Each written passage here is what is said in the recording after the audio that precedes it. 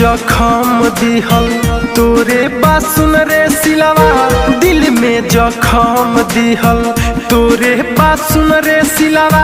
पीठ पीछे वार कइले घोप दिहले गम के किलवा, दिल में जखम दिहल तोरे बासुन रे सिलवा, दिल में जखम दिहल।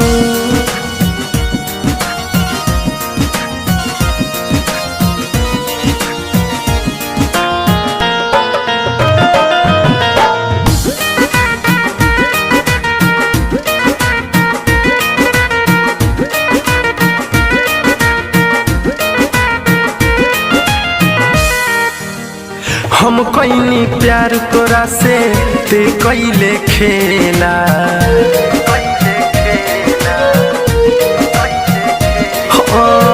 हम कईनी प्यार तोरा से ते कईले खेला। बीच सफर में छोड़ले कईले अकेला, पागल बन के घूमी बुझले ना हमर फिलवा, दिल में जखम दिहल तोरे बासुन रे सिलवा, दिल में जखम दिहल। Mix by Aditya recording studio Gopalganj.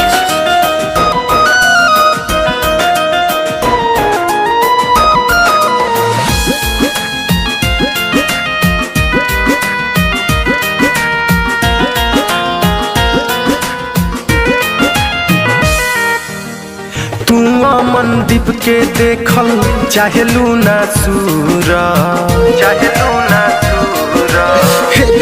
सूरा, राहुल प्रिंस के देखल चाहेलू ना सूरत।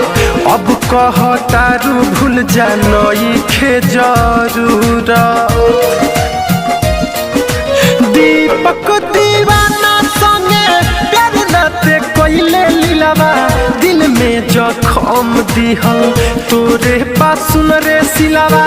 पीठ पीछे वार कइले घोप दिहले गम के किलवा, दिल में जखम दिहल तोरे बासुन रे सिलवा, दिल में जखम दिहल।